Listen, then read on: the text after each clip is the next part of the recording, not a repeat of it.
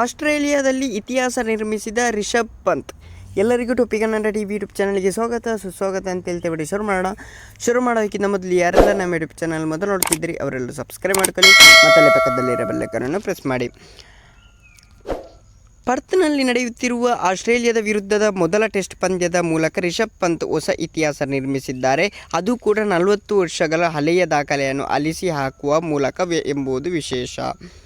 ಈ ಪಂದ್ಯದಲ್ಲಿ ಟಾಸ್ ಗೆದ್ದು ಮೊದಲು ಬ್ಯಾಟ್ ಮಾಡಿದ ಟೀಮ್ ಇಂಡಿಯಾ ಪರ 5ನೇ ಕ್ರಮಾಂಕದಲ್ಲಿ ಕಣಕ್ಕಿಳಿದ ರಿಷಬ್ ಪಂತ್ 78ನೇ ಎಸೆತದಲ್ಲಿ 1 ಸಿಕ್ಸ್ ಹಾಗೂ 3 ಫೋರ್ಗಳೊಂದಿಗೆ 37 ರನ್ ಬಾರಿಸಿದ್ದರು. ಈ 37 ರನ್ಗಳೊಂದಿಗೆ ಆಸ್ಟ್ರೇಲಿಯಾದಲ್ಲಿ ಟೆಸ್ಟ್ನಲ್ಲಿ ಅತ್ಯಧಿಕ ರನ್ ಕಲೆ ಹಾಕಿದ ವಿದೇಶಿ ಬ್ಯಾಟರ್ ಎಂಬ ದಾಖಲೆಯನ್ನು ರಿಷಬ್ ಪಂತ್ ತಮ್ಮದಾಗಿಸಿಕೊಂಡರು.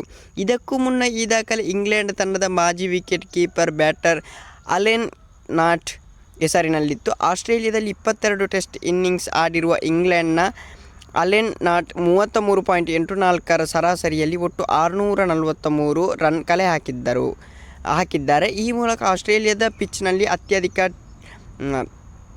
ಟೆಸ್ಟ್ ರನ್ ಕಲೆ ಹಾಕಿದ ವಿಕೆಟ್ ಕೀಪರ್ ಬ್ಯಾಟರ್ ಎನಿಸಿಕೊಂಡಿದ್ದರು ಅಂತಲೇ ಹೇಳ್ಬೋದು. ಓಕೆ ಗೈಸ್, ಮುಂದಿನ ಸಿಗೋಣ. ಅಲ್ಲಿವರೆಗೆ ಲೈಕ್, ಶೇರ್, ಸಬ್ಸ್ಕ್ರೈಬ್ ಅಂತ ಹೇಳ್ತಾ love you so much guys.